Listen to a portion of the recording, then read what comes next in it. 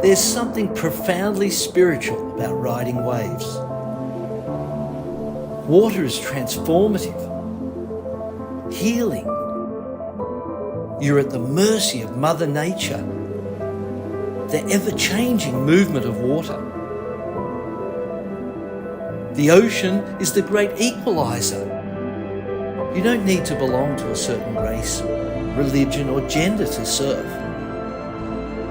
The pursuit of these fleeting walls transcends sport. It's a way of life. And surfing has the power to change the world and has now taken its place on the world's greatest sporting stage, the Olympic Games.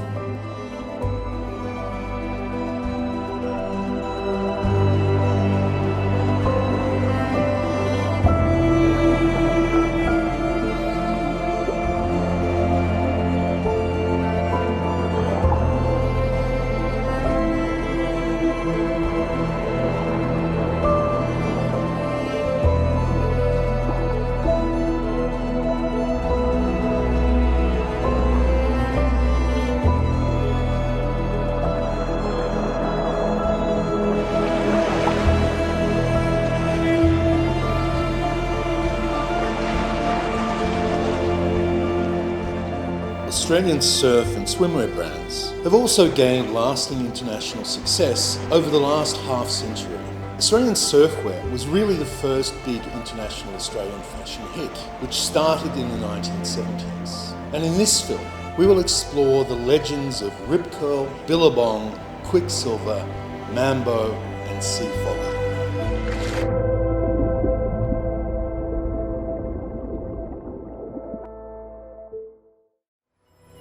First wave I ever caught. I remember it to this day, clear as day. I went left, right, left, and the wave never broke. That was like one of the most purest moments of my whole life. It always will be. And you do a good turn, it doesn't feel as good as your first turn. And that's the kind of stuff that keeps me going back in the water, hoping to keep that feeling, going.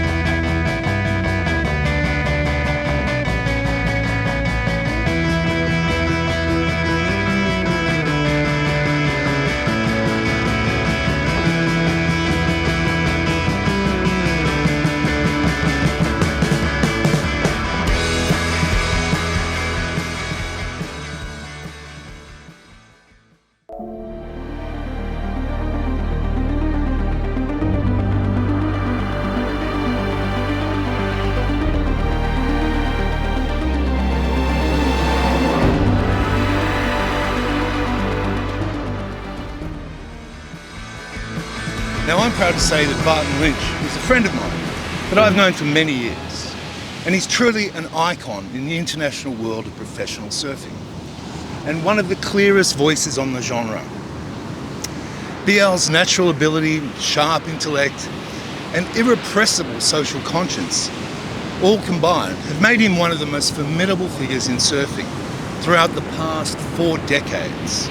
Within the surfing community, Barton Lynch is regarded as the thinking man surfer. Now, the former world champion earned himself a reputation on tour as a tactically astute competitor, as well as becoming a respected spokesperson for surfing as a sport worldwide. Since his retirement from the professional tour, Barton's work with the WSL has him become the voice of surfing and is known for his opinions, storytelling and eloquence. And it made sense to include him in this film in our series. My name's Barton Lynch. I'm 60 years of age. I was born in Sydney, Australia at Manly Hospital. I now live in Hawaii at Sunset Beach on the north shore of Oahu, and I just surf my brains out. When I grew up, we lived at Whale Beach, and my dad was always at the beach. He was deeply involved in the Surf Life Saving Club. He started an open ocean swim race, the Palm Beach to Whale Beach Big Swim, which still runs to this day. And so I was always at the beach, and that was his answer for everything. Even if you were sick, he'd say, go to the beach, have a swim, that'll fix you, you know.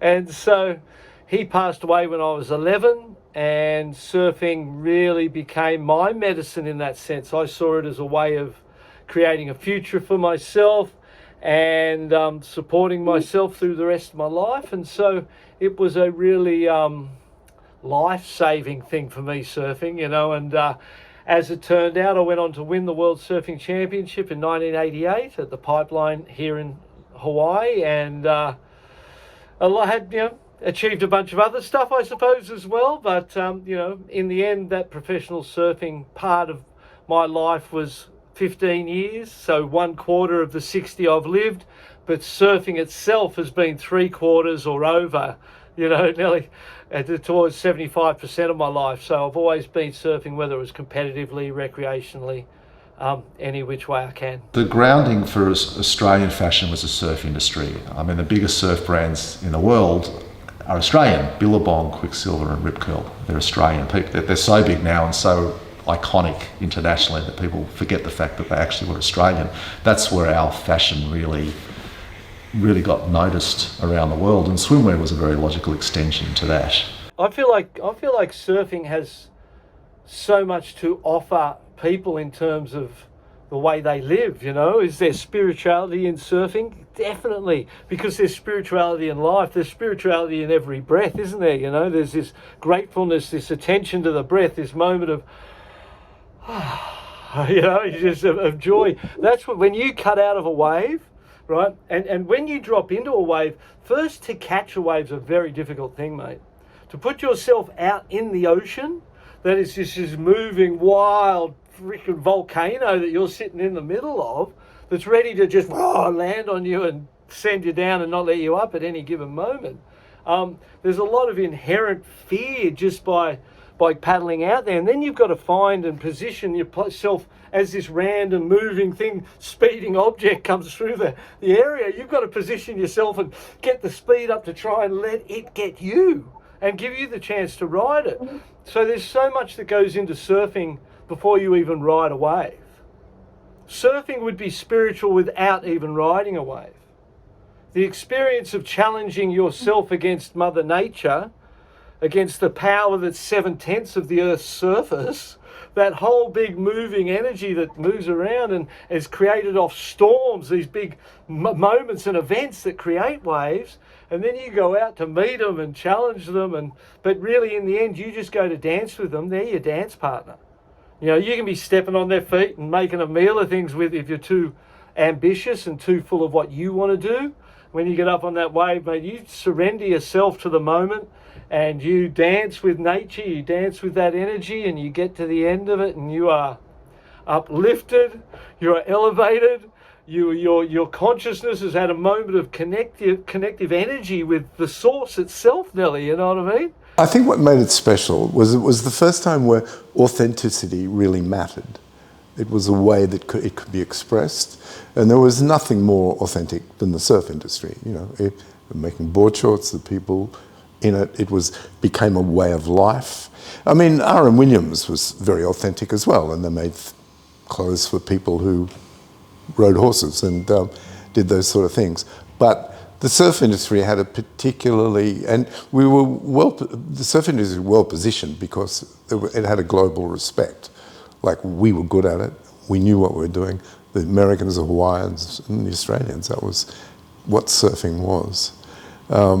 So it became, there was a very patriotic sort of approach to it because of our good, the surfers were worldwide respected. So that was the thing. To be a surfer is definitely like being a part of a tribe, without question.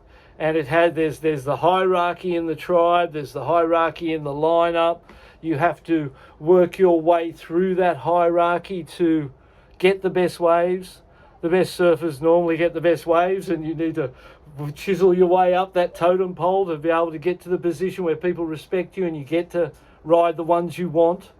It might even come down to car parks at the beach. It could come down to all sorts of things that, one of the older guys pulls up and you got to pull out and give him a spot because he's an uncle or one of the older elders of the tribe. And, again, it's something that is potentially diluted by mass adoption, commercialisation, professional sport, all of those components of a sport being exploited. And, it was all done very well and largely by Australians in a lot of ways. The ASP, which the first professional organisation of surfing was the IPS, International Professional Surfers.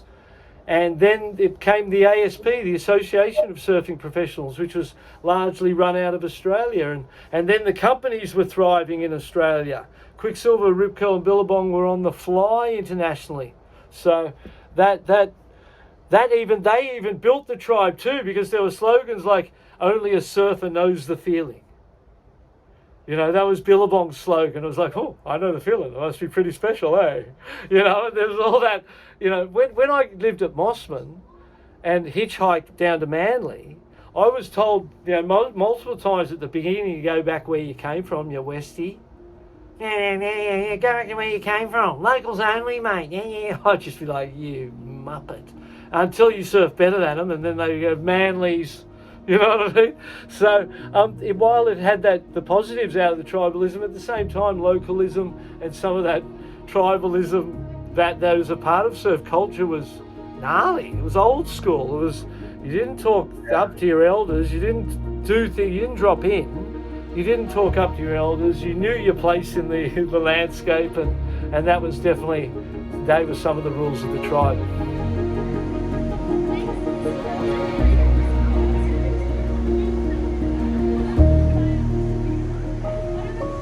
Well, I guess in the 70s, Australia, it's such a beach state. Most of the population is around the coast. We have great surfing beaches, and it's something that everybody, I guess, from overseas would see Australia as. Even John Whitsick, there was Tracks magazine back then, I think, and everybody would look to that 70s kind of teeny weeny bikini back then. And, this was all about surfing and about the beach. And I think we had a very casual attitude towards dress. It's only been in the last 10, 20 years, I think it's been about the cocktail dress. There was much more downtown New York, everything in New York was kind of power dressing, cocktails, suits, and Australia was still, you could go in your thongs to a restaurant. I think that surfing was always, and as they say in School of Rock, what does he say? Stick it to the man meiosis. Or, surfing always had a bit of that stick it to the man thing in it. It was a culture that was going the other way, and while people were putting on suits and ties and going to the city to work, the guys that I was looking up to in Surfing World and Tracks magazine and these early publications, they were going the opposite way. They were going to the country. They were growing their own food and shaping their own surfboards and going surfing every day. And it was an idealistic way to live, mate. And as a kid who lived in Mossman at this time going through high school, I used to see the gridlock traffic every day. And I would be truanting school to go to the beach at Manly from Mossman, going the opposite way to the gridlock. And I, early 12 years old, I realised if I'm going the opposite way to the majority, I'm doing the right thing. If you're in that line and you're all going the same way and you're going with them, you better have a good look around because something might be up, And that was something I learned really early, and surfing gave that to me. That's what it was. It was going the other way. It had an idea of a better way to live.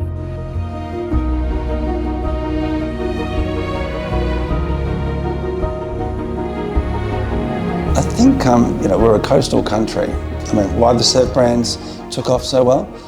We're a country, and we were renowned for that. We had the best surfers in the world, and we started this. The story from Billabong and the guys down in Torquay. I mean, it was very organic. They just wanted things that they could wear to go surfing. Australia, I suppose, came on the map. If you're talking about the 70s and 80s, that's when people started flying more internationally, and Australia was kind of on the map as such, so you could get the product over there.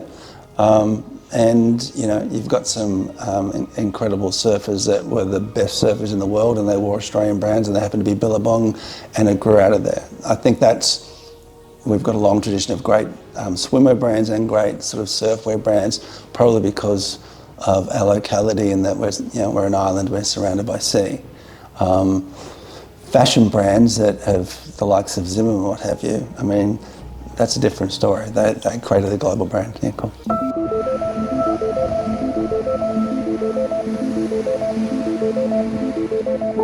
I'm tripping on the fact that the Australian surf companies or surf brands were the first Australian apparel clothing companies to make it on the international market is amazing. That is, and it speaks to the connection of Australia and the beach, and it really resonates with me that I can see all of that being a fantastic moment in time, a fantastic opportunity, and those guys as young Aussie blokes who just wanted to not have to get a job so they could surf, navigated their way through the world of international finance and business and retailing and all of those things where they had found themselves with that popularisation of surfing and their brands being the owners of it essentially.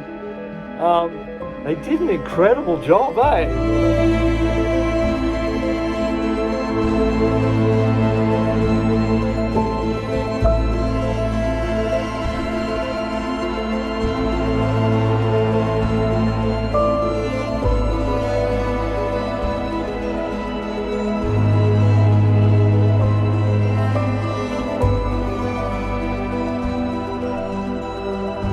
The Velcro Mafia, that's what I call them. Billabong, Quicksilver, Rip Curl.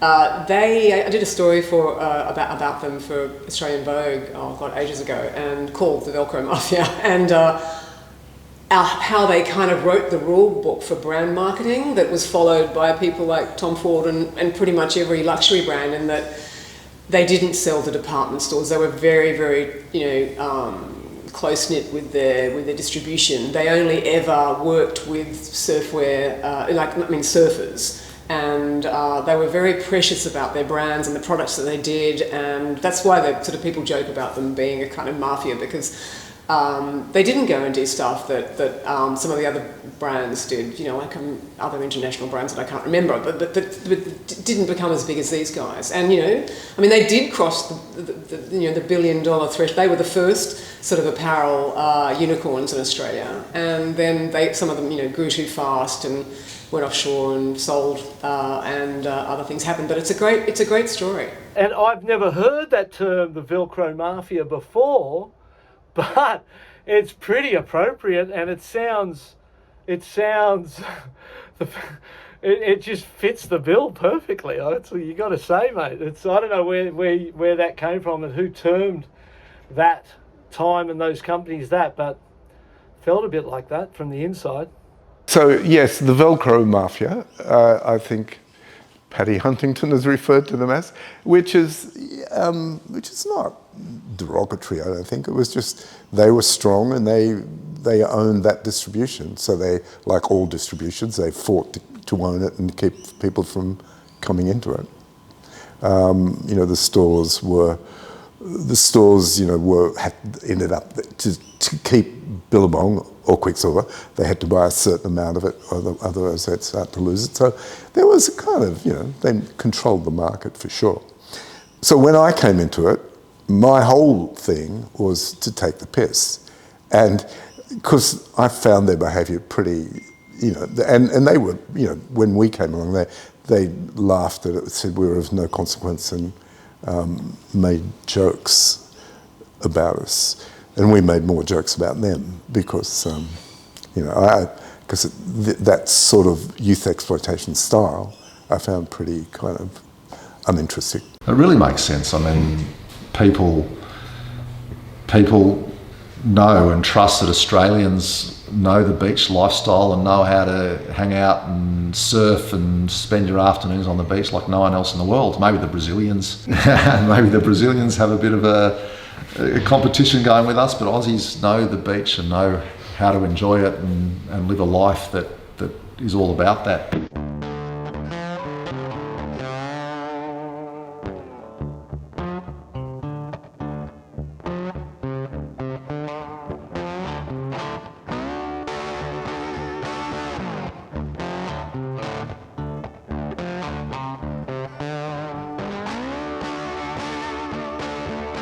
Well, the thing about Australia is the Brazilians did it well, but it was for the Brazilian market. The Brazilians like to show off their bums and their curves, and everything was incy-wincy. But what the Australians did is they made product that was wearable for everyone. And if you were a bit shy or had lumps and bumps that you didn't want to show, Australian surf and swimwear really catered to all people. It was very wearable. I grew up on the northern beaches in Sydney, so I was very much living that lifestyle and a part of all that lifestyle in the 70s and into the 80s. It's just, I don't know, there's just something very Australian about that lifestyle and the look of it and all those, the pastels and the t-shirt, the logoed t-shirts and the patterns and the boardies and all of that.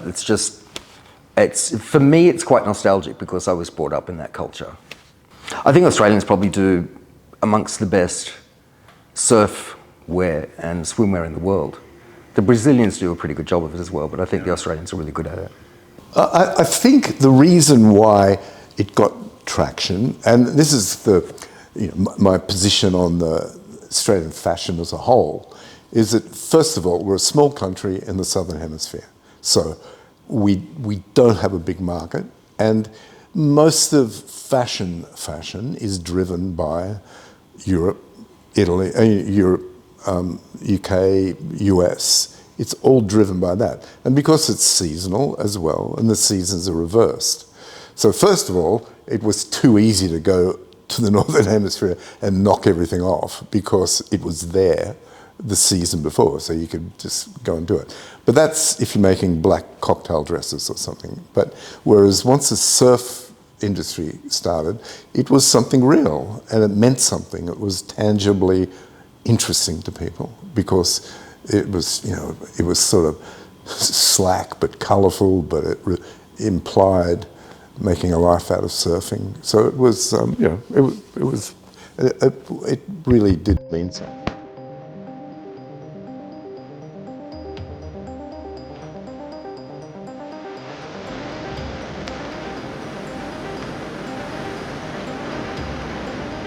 Rip Curl, established in Torquay, Victoria in 1969, is another prominent Australian surf brand.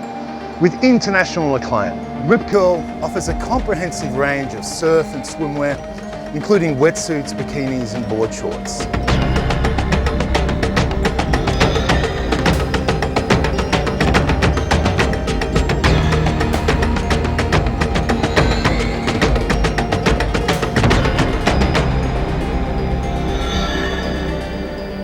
To find, 3 or 4 young people who throw their surfboards in the back of the car or on the roof and just head off up the coast looking for waves, and to have that feeling of uncrowded, perfect surf, a great feeling of relaxation afterwards, sunset, a few beers and whatever, and try and hook into a party, try and find a party to get into. Really, that's what the search is all about. Free skiing, board sailing, wakeboarding, skateboarding, street surfing. So surfing really encompasses all of those things. And it's the same spirit that lives within all of those people that drives them to those activities. I guess the search came first. It's hard to say, it's hard to pull the two apart, but we had in mind that lifestyle and that surfing as much as we could first, and that's why we created the company. I mean, we did what we did. We lived that sort of life. We made a few surfboards to help ourselves and then our mates surf a bit better, and that's how the company was born, really. Search really was the driving force that led to the creation of Rip Curl. Doug Warbrick is one of the great characters in Australian surfing. There's ways he moves, it's imitated by people, the way he jumps and gets excited, like a little rabbit or whatever. He was always more the front man, Doug Warbrick. He was more the front man, and Brian Singer was the guy in the background. I've had shared some beers with Singer over the years, and he's a good bloke, and both of those guys, you know, lifelong surfers. Rip Curl's an incredible business. I mean, they really became a world leader in wetsuits. So I'm not sure about now. I'm a bit older now, and I'm a bit out of the picture. But I know when I was growing up, and until reasonably recently, if someone wanted a real surfer wanted a great wetsuit, they'd buy a Rip Curl wetsuit. They were known for that, and that's an incredible knowledge and technical know-how that they had.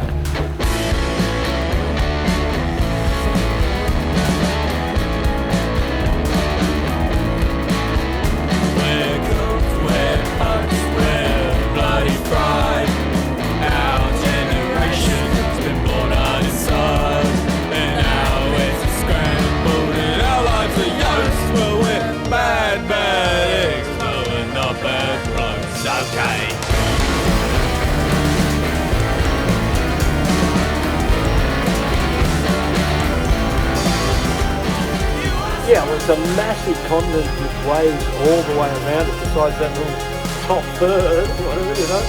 And there's city locations, and then there's those wild outback type of locations, you know, extreme South Australia, northwestern Australia, all around it. There's incredible waves, and I think once people surf, they then decide they don't want to work.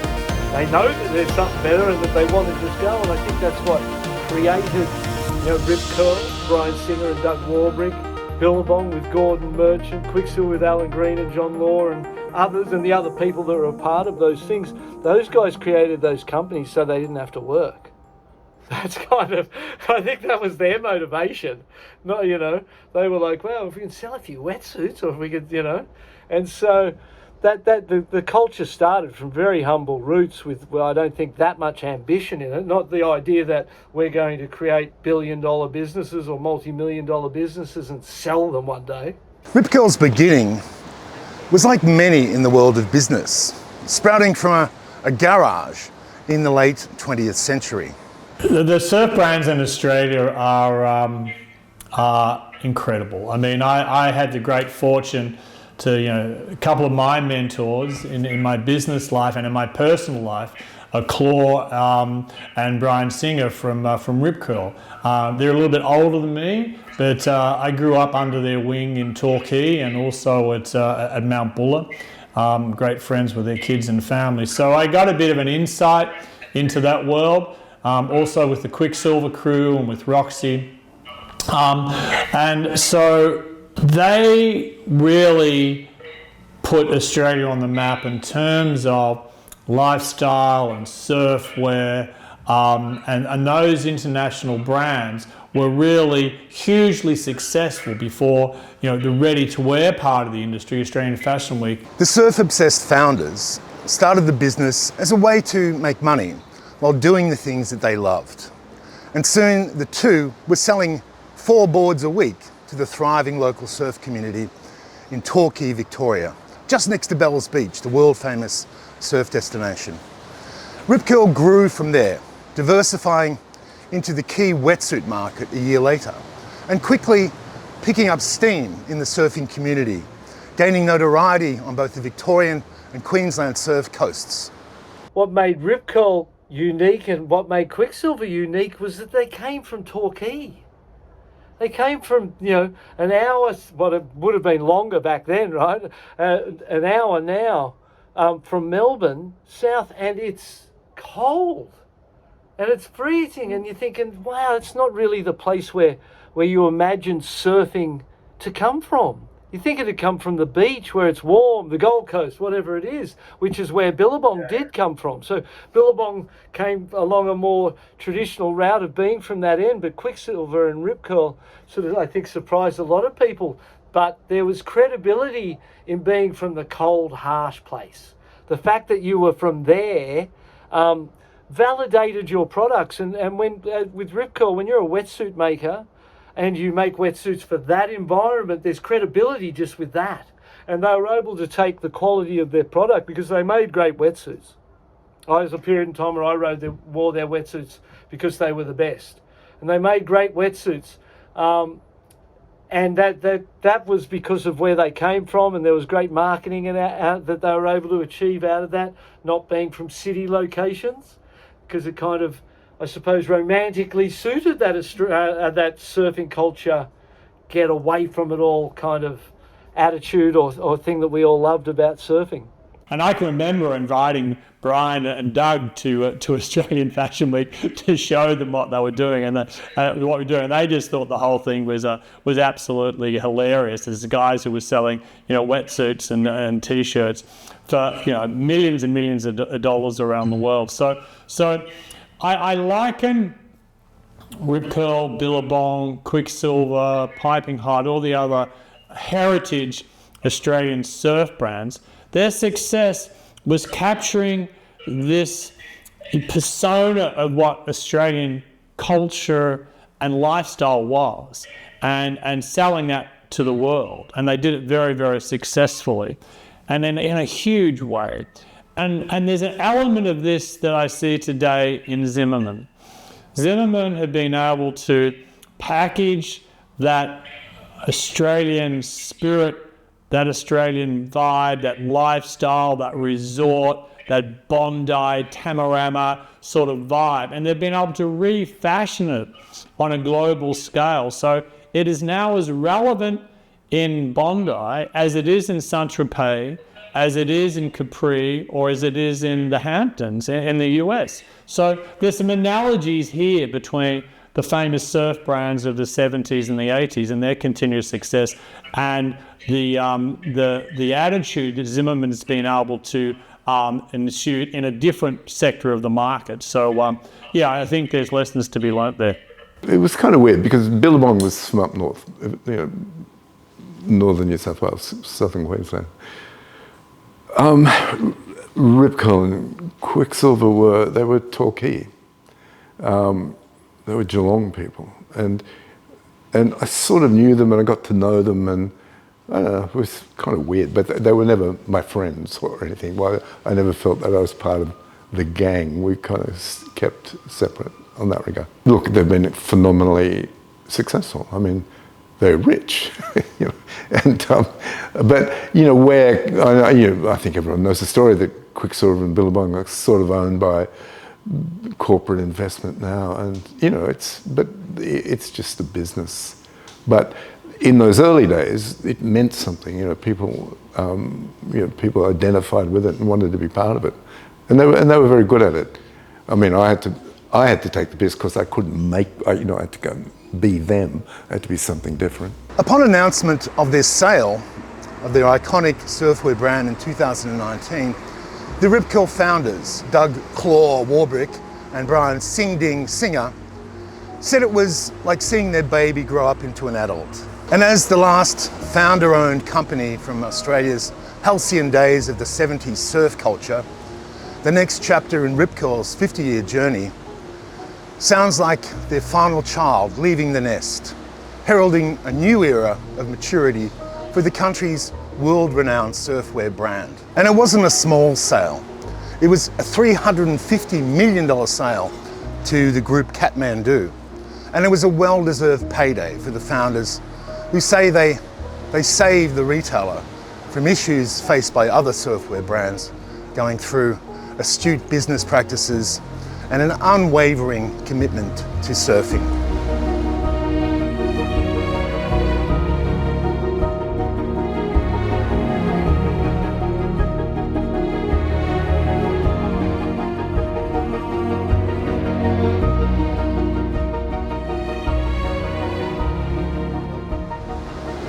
Billabong founded in Queensland in 1973, is one of Australia's most iconic surf brands.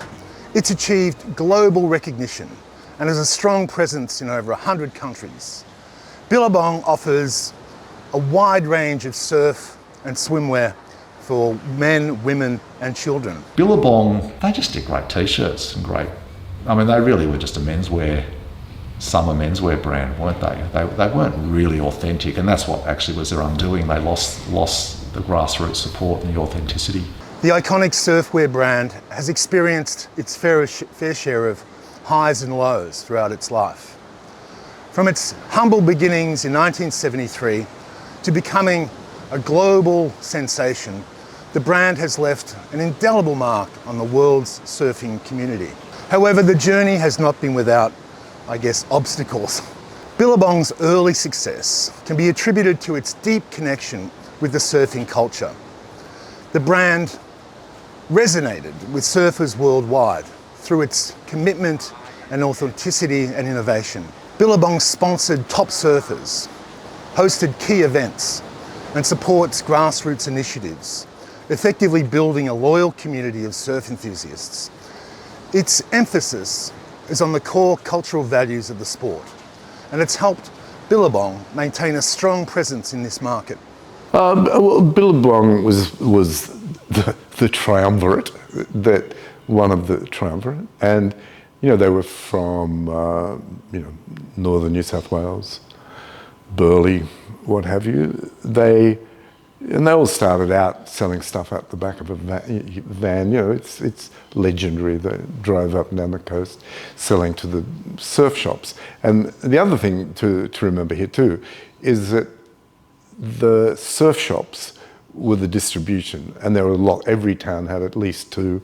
You could find lots of people to buy your product up and down the coast, and I know, and Billabong most definitely was one of those that worked that side of it, and then they graduated into distribution, and they all had to learn how to be in the rag trade as well, which was because most of them weren't, but they had to learn the basic elements of cut and sew. And Billabong's expansion into international markets played a pivotal role in its success.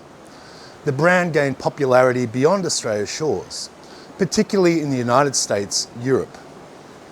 Billabong capitalised on this momentum by acquiring several well-known brands in surf and skate, brands such as Element, Ruka, Von Zipper, and these acquisitions broadened the product range and diversified its customer base, propelling Billabong Group to new heights.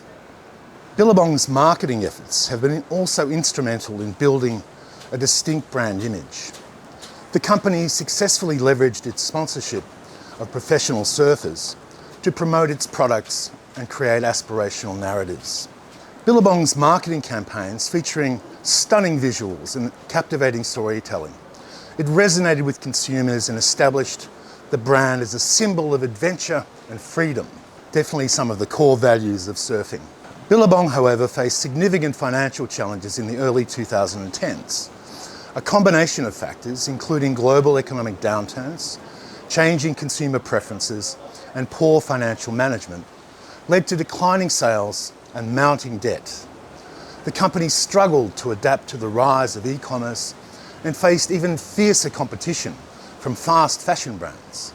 And as a result, Billabong experienced a decline in profitability and had to undertake restructuring efforts to stay alive.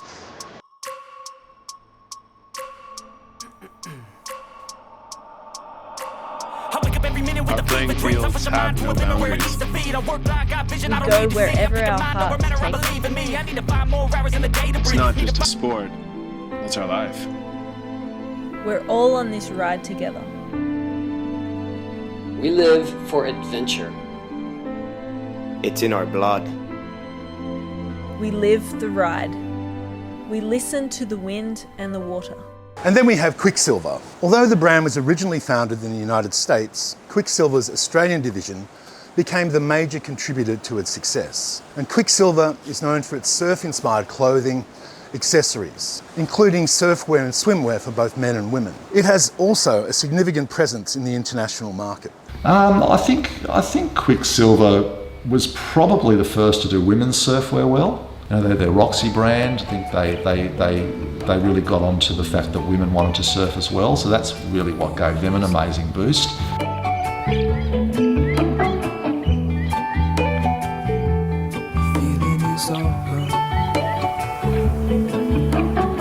The rise of the Quicksilver brand is a captivating story that began in the late 1960s.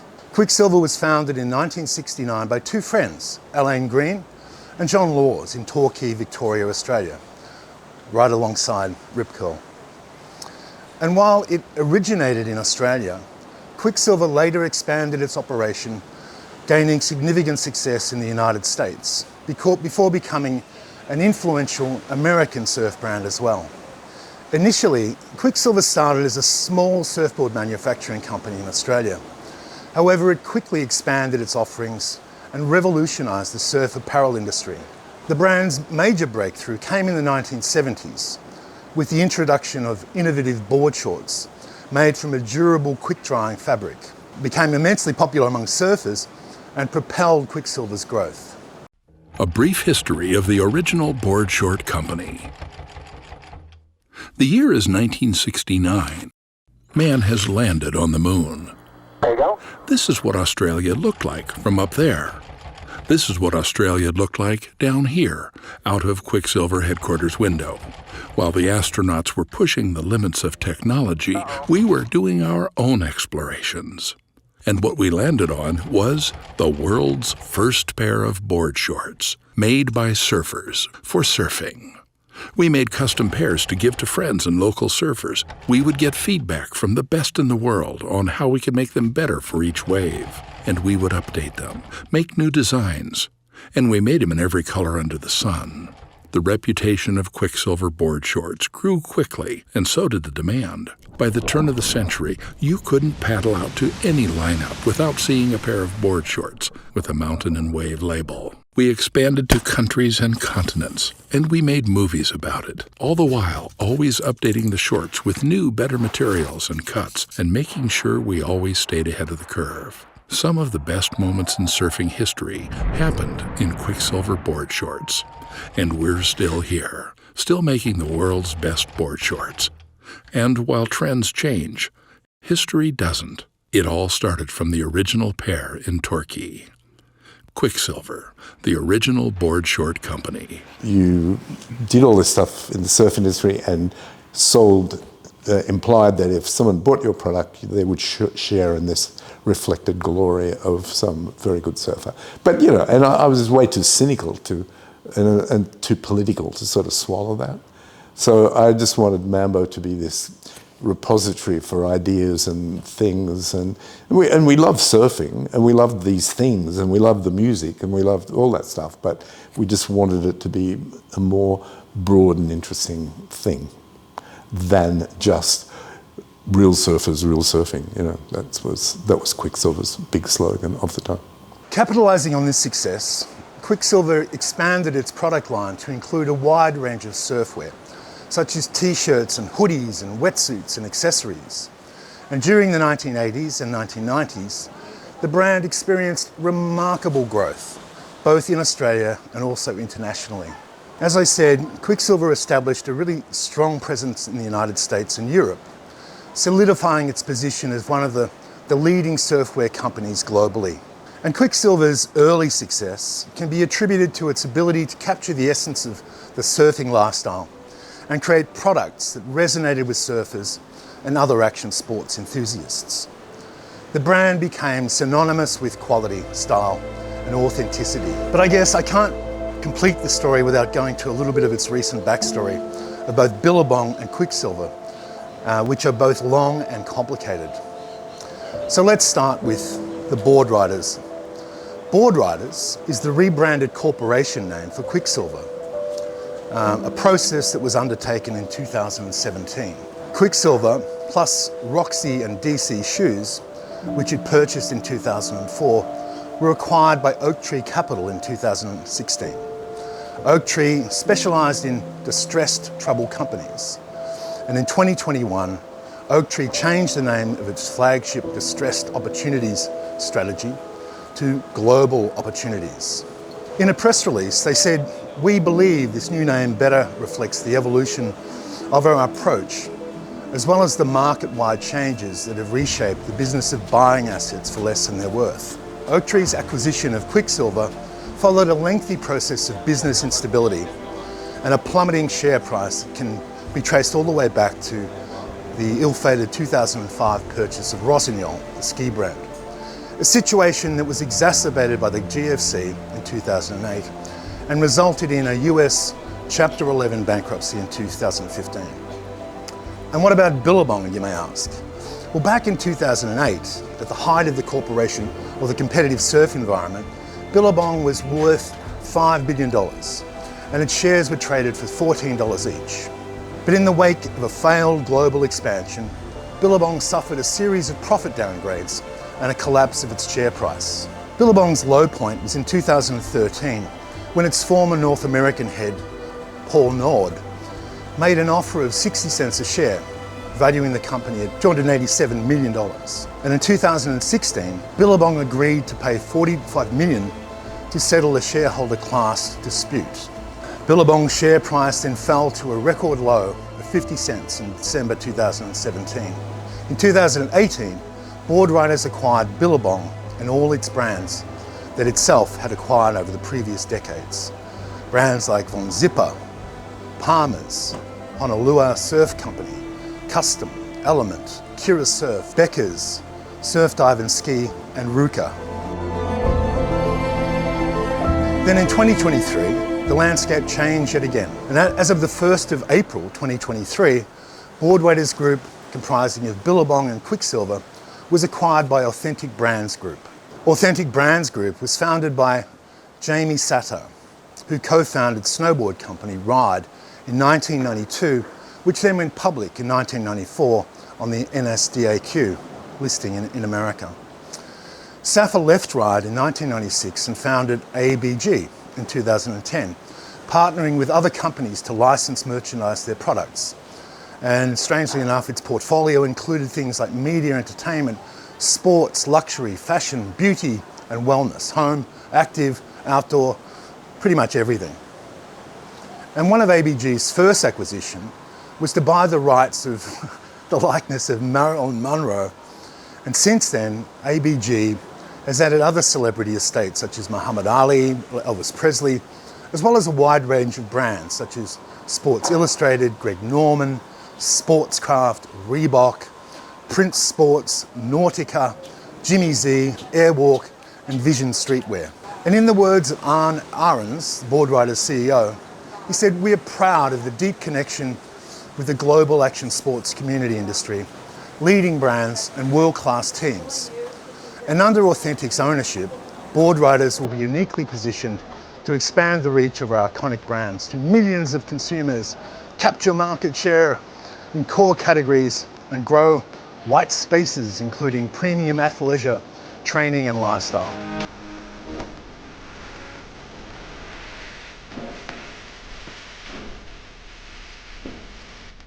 Dare Jennings, or the irrepressible Dare Jennings, Mambo brand, has left an indelible mark on the world of art, fashion, and popular culture.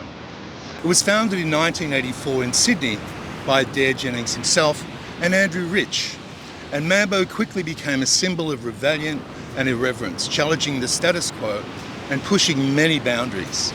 Jennings is described as an accidental entrepreneur, and he started Mambo as an outlet for his creative energy and love for surfing and skateboarding. The brand's early designs featured bold, vibrant graphics and captured the spirit of the Australian beach and street culture. Mambo's irreverent humour and satirical take on popular icons and political figures soon gained a dedicated following. From those years, 1984 up to 2000, I think we were a proper art movement. The ideas and the notions and all the art and the commentary was a commentary on our lives as we saw them, and which I think any art movement should be. Like, it should be a reflection of the context that it comes out of. And I think Mambo did that very well.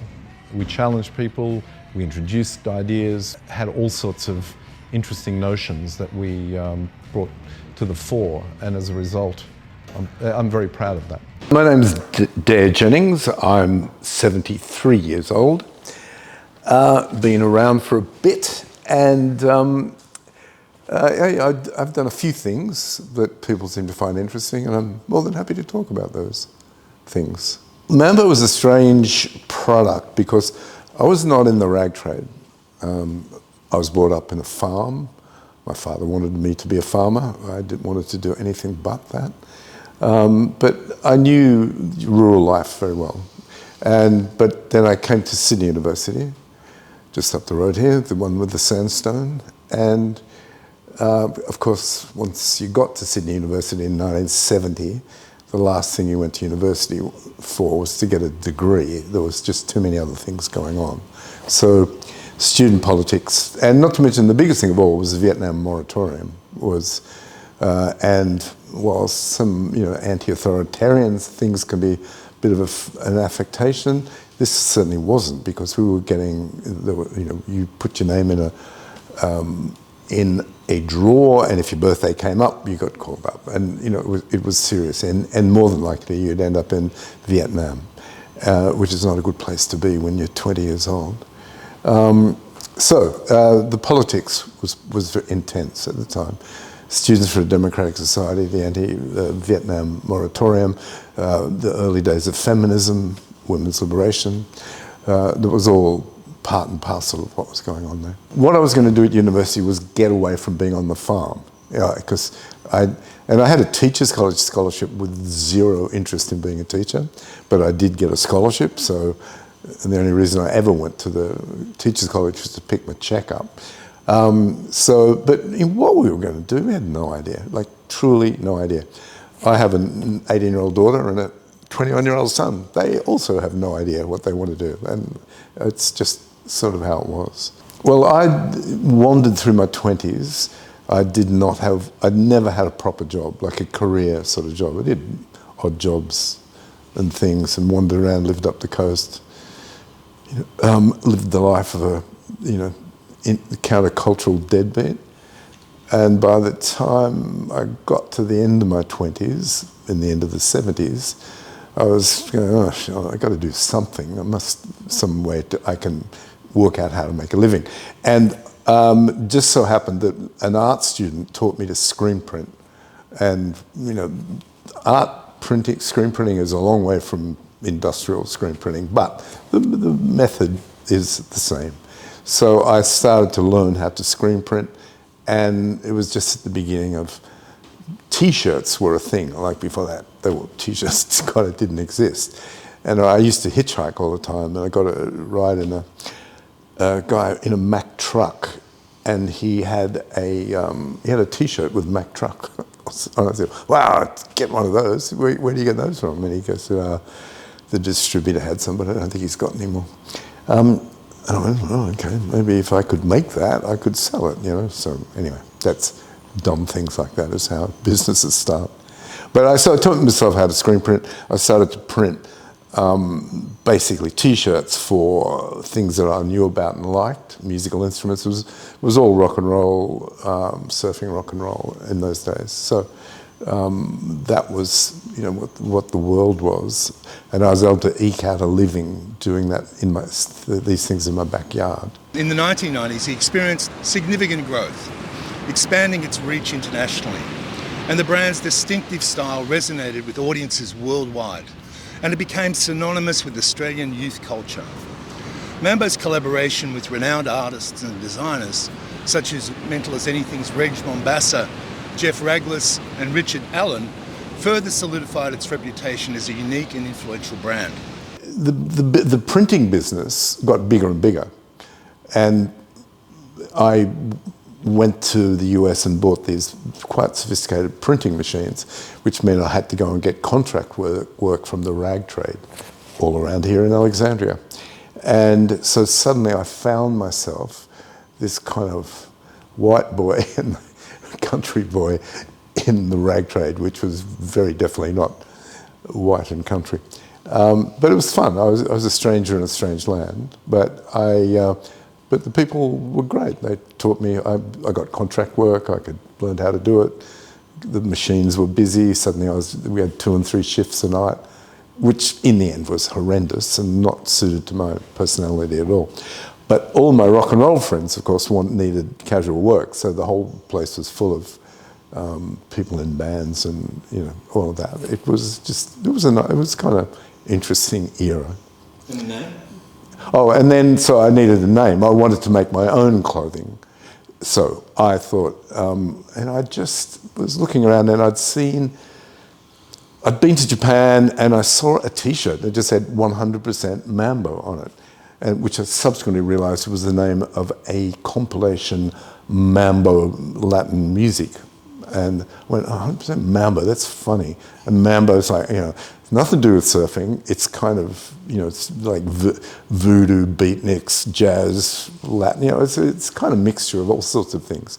And because I wanted to I wanted to challenge the surf industry, because the surf industry at that point was very one-dimensional. It was youth exploitation 101. The Mambo aesthetic was characterised by a fusion of surf, skate and street art influences, creating its distinct visual language that set the brand apart for its designs, and often featured humorous and subversive elements, challenging conventions and social norms. Mambo's irreverence extended beyond fashion and into other realms, such as music and sports, where it sponsored events and supported emerging talent. I grew up, in that rebellious side of Sydney University, which was typical of that era.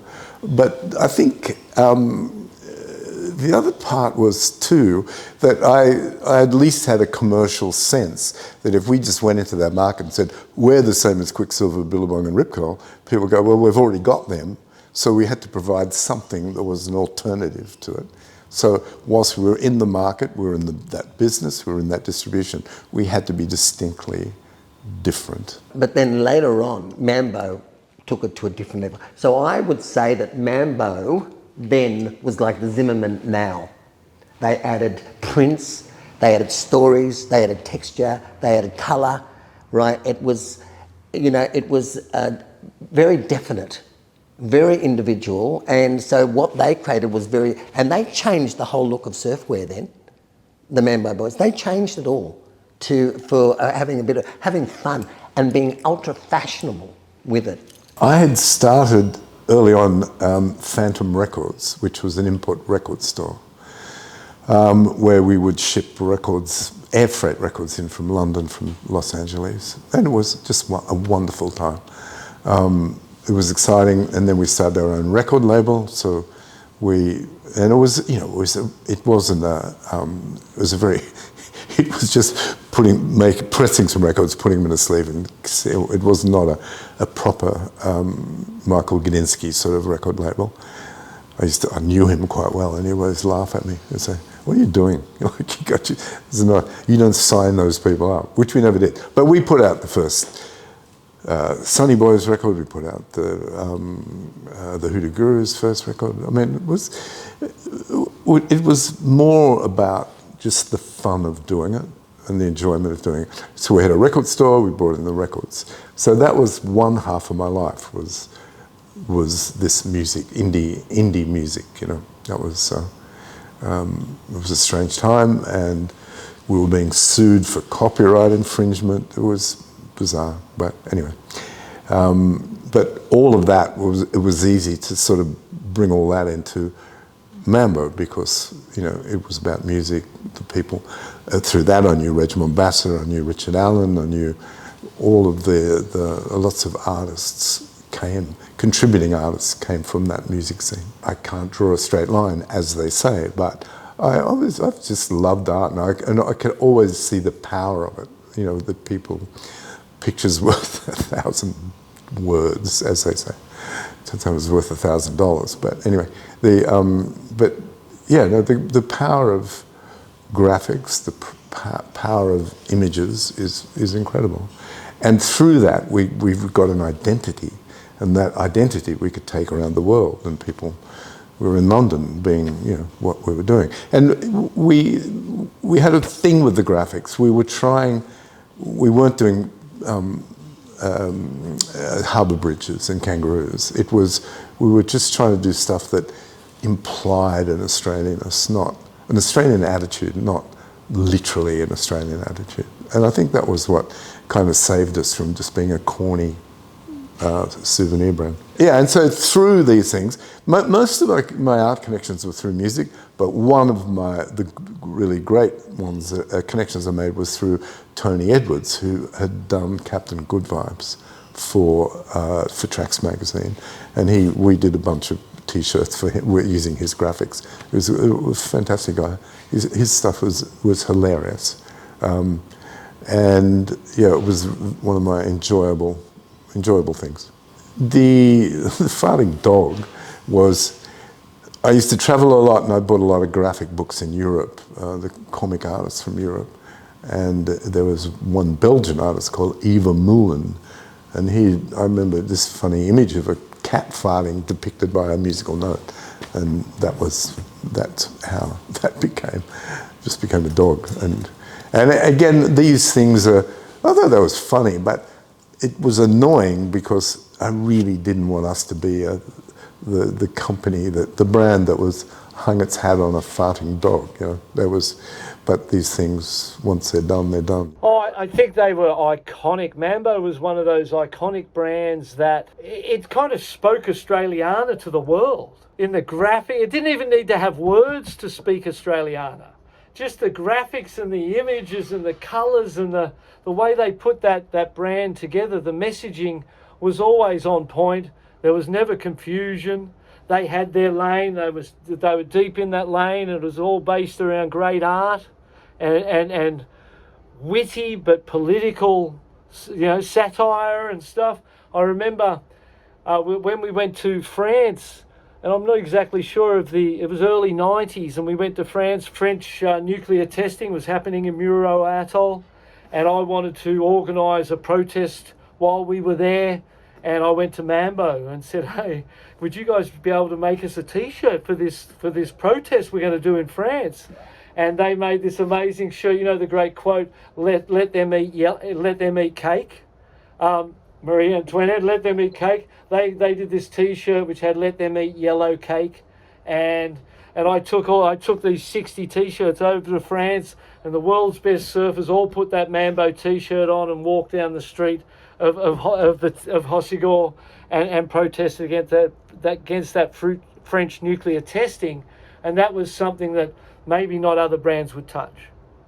But that kind of speaks to Mambo as a brand and their willingness to hang it out there for the good. Yeah, Mambo is a really interesting story. I mean, I used to wear a lot of Mambo when I was in my 20s. It was just starting up, I think, in the 80s. The graphics were fantastic, and the colours and the patterns, all of it. It was very original. We had great fun in coming up with manifestos, but they were all taking the piss. Not one of them was ever written seriously. And we would get people thinking that it came from a beer garden in some Western Suburbs pub or something. It was, and then when I went to Europe, there was a lot of the Milano Centrale railway station. It was this beautiful thing, Gothic, Mussolini era art. And I brought all that back, and Reg made this whole manifesto based on fascist art.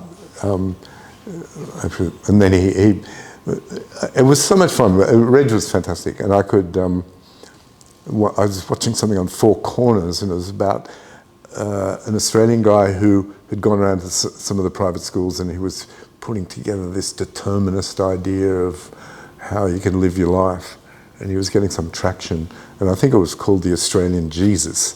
I said, "Hey Reg, did you see the Australian Jesus?" The next thing Reg does this whole lot about a carpenter from the Hunter Valley. Mambo's just a whole other ball game. That was just this highly creative endeavour by these incredible guys. I mean, Dare Jennings is an absolute icon who I know personally and is an amazing man. And That was just creative. I mean, call it surfwear, call you what you want. It was just an incredibly creative endeavour. We were sort of like, we were like the stand-up comedians of the rag trade. Like a joke on Monday was like something by the weekend. You know. As it got bigger and more people got involved, and you know, we ended up being bought by a public company. And the trouble is, when you're small and you make a mistake, you go, oh, that's it, we made a mistake, get on with it. And whereas once it gets bigger and more cumbersome and more corporate, suddenly someone's made a mistake. They must pay for that. You know, like it's sort of it takes the fun out of it pretty quickly. I sold the business, yeah, which was good because I had got to the stage where in this kind of stuff we were doing, it really helps if you love what it is and really care about it. When you stop to care about it, it really begins to show as well. I think we've got a lot to learn from the Surfbrands, and also I think the designers of the 70s. I think they were really the pioneers of jumping on a plane and disappearing overseas to try and sell their wares. So I think that the Peter Weises of the world, the Prue Actons of the world, Trent Nathans of the world had a good stab at it. Were they successful? Probably not. I think the Surfbrands, did, because it was a lifestyle that everybody wanted to be part of. Everybody wanted to be a blonde-haired, blue-eyed surfie. There was always, there have always been surfies in the US. There's always been surfies in parts of Europe. So it was a particularly appealing opportunity. But I think that they went big and they fell over because they didn't shift with the times. There came a point where, they had grown to an extent where, no kid wanted to look like their dad wandering around in a pair of knee-length Billabong shorts anymore. So I think, the thing that I learned from that is, change is as good as a holiday for brands, and they've got to be prepared to look hard at what they do and move on to remain relevant. And I think what the surf labels used to do was we actually create a real feeling of what it was to be Australian. The Australian lifestyle, very relaxed, always smart. They're all still going. That's what's so amazing. They're still going after all those years. And I just think that that's just the DNA of being Australian, because I don't really know. I mean, Americans try. It's almost like the Hawaiian shirt. The Americans try, but they don't quite get it, because in America, the 50 states of America are all different, right? So there's not this. I think California is probably the closest to how the surfwear labels here work. But yeah, I mean, that was a great era of clothing because it was a choice. There was a choice. You could dress down or you could dress up.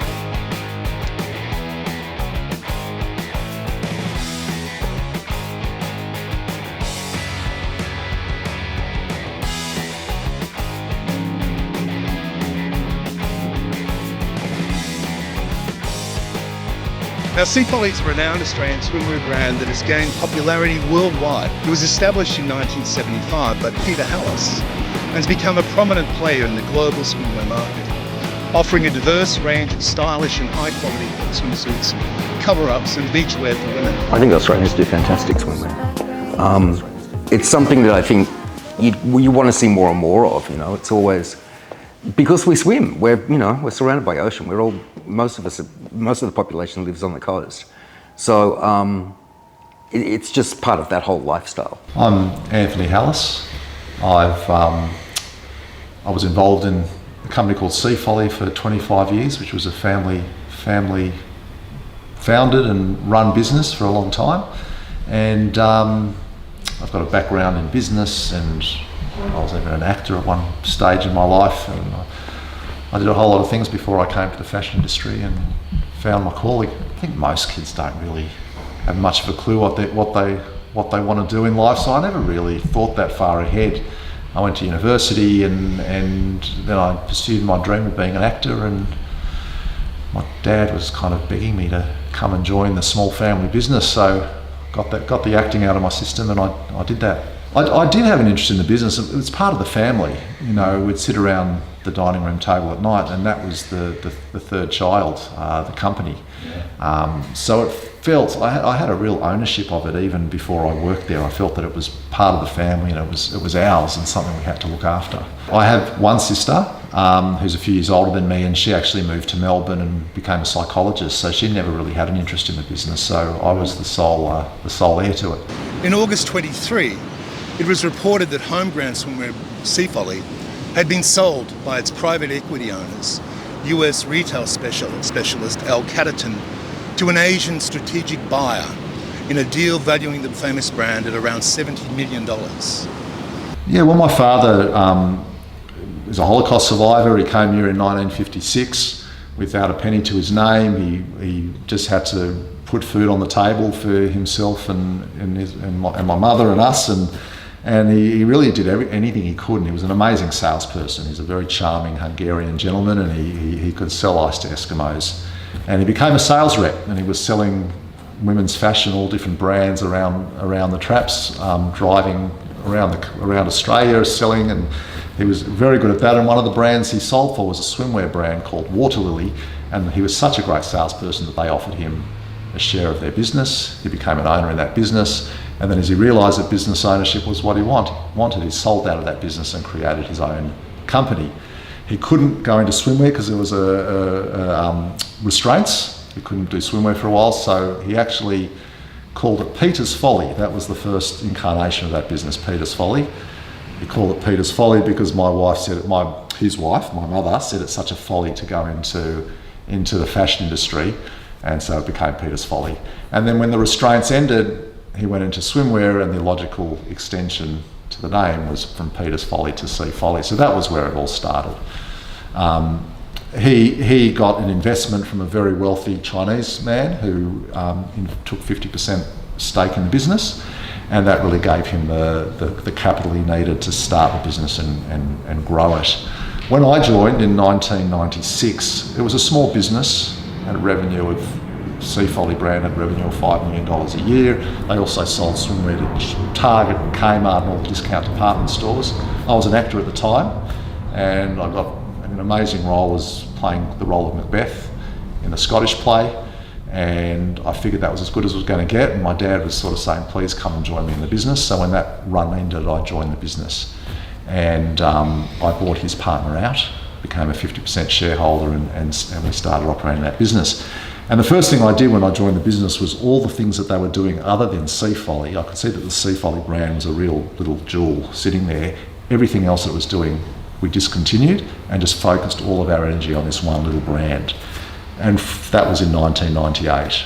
And from 1998 to 2014, we just went on this incredible journey. There were a lot of brands. People say there's a lot of swimwear brands now. There were a lot of swimwear brands then. I mean, any fashion school graduate then also did swimwear like they do now.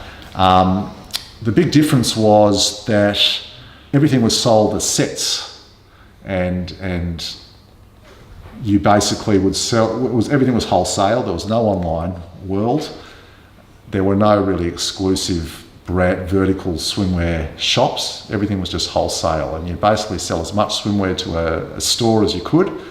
They'd sell out, and then that would be it for the season. So if it was a great hot summer, they'd actually run out of swimwear by the end of the season, and if it was a really crappy summer, they'd just be overstocked in the swimwear. So the whole thing was just this very basic kind of industry. So we decided to give people the ability to buy tops and bottoms separately, which sounds pretty simple, but it hadn't been done at the time. And we just offered that on a stock replenishment service, and suddenly our business just went from $4 million to well over $100 million very quickly, based on us just giving people stock when they needed it. And great stock. I mean, it's not just the stock, the product was amazing. We put incredible energy into, I think it was the best swimsuit in the world. You know, it wasn't necessarily the most fashionable swimsuit in the world, but it was fashionable and it fit well, and any woman could wear it. And we just had a horde of these loyal Sea Folly supporters around the world. The first Sea Folly store opened, I don't actually remember what the year was, but I think it was about 2003, 2003, we opened our first store up in Chatswood, and that did phenomenally well. And by the time we sold our business in 2014, we had 58 stores around the world. Australia, USA, Singapore. People love the fact that we're Australian. It actually gave us a foot in the door of anywhere. If people knew that we were an Australian brand and the number one, the largest Australian brand, anyone who had any business in the swimwear industry would open their doors to us. So it was very, very important. And when people thought of Australia internationally, they just thought of long white beaches, white sand, blue sky. People, particularly in cold countries like Germany and the Scandinavian countries, people just have this perception of just heaven. And it just made it a very, very easy acceptance of our brand and our product, and opened the doors for many swimwear brands around the world. Well, I sold, firstly we got an incredible offer, so, you know, everything's for sale at a price, and we got a really good offer, but also we didn't initially sell the whole thing. We sold 70% of the business, and I was really excited about the idea of staying on and seeing. We sold it to El Capital, which is the private equity arm of LVMH, and the idea of linking up with a business like that and getting access internationally, we thought it would give us an incredible leg up and allow us to do things we probably couldn't have done by ourselves. So it was both. It was the money, but it was also, we thought it would give the business the ability to grow to its full potential.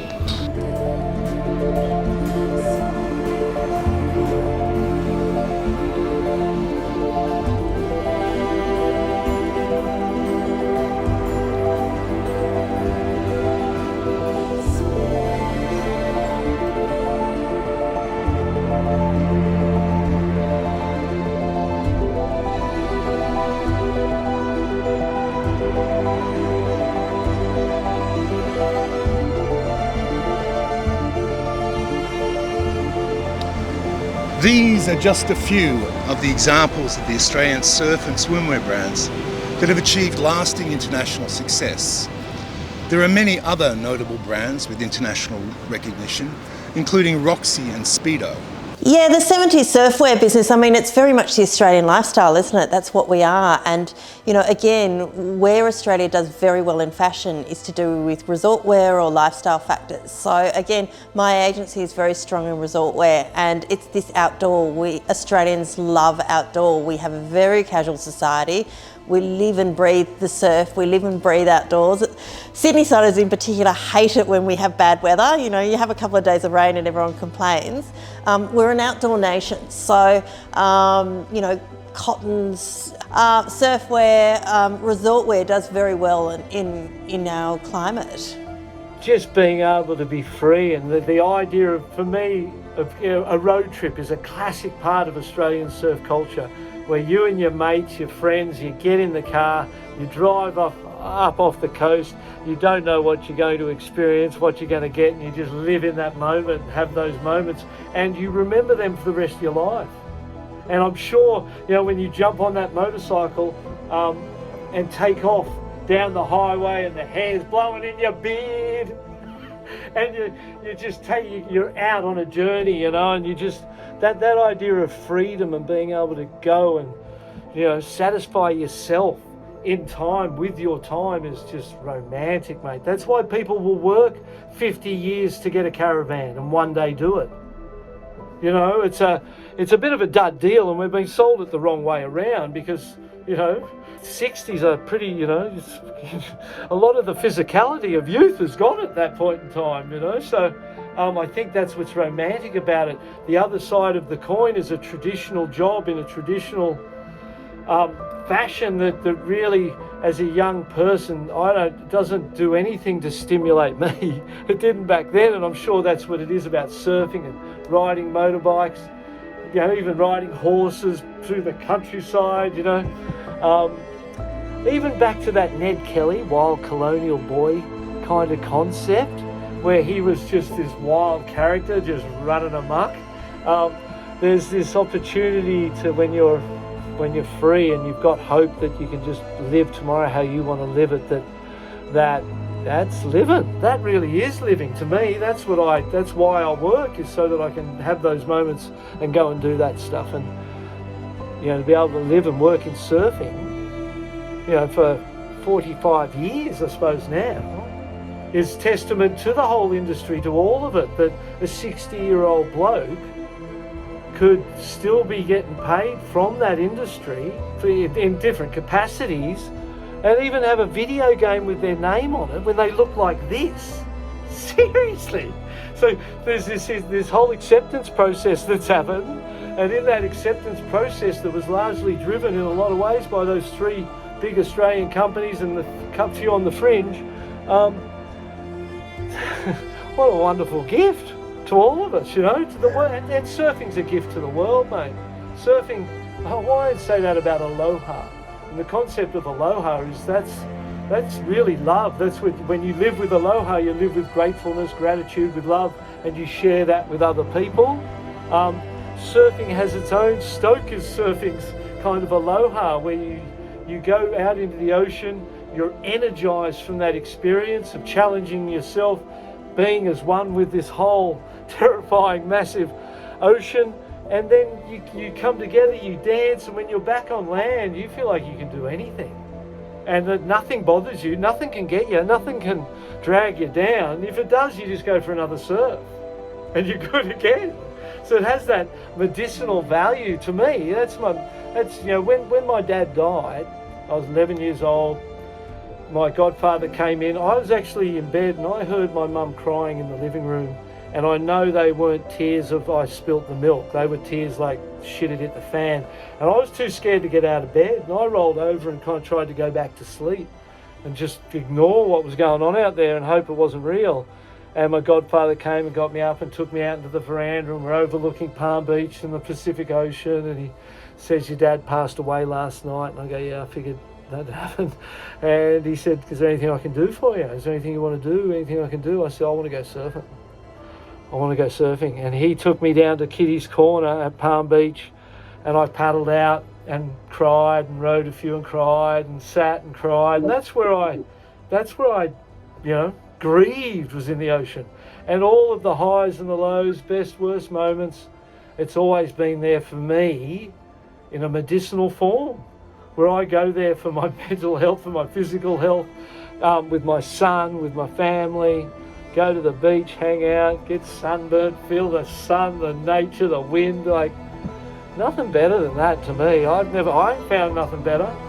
As the song goes, Australia is girt by sea, as 85% of Australians live within some kind of proximity to the coast. We have the best beaches, great weather, big blue oceans, and we rank in the top 3 countries for the best surfers worldwide. There's no secret, or make any sense of it, why Australia would have the best surf brands.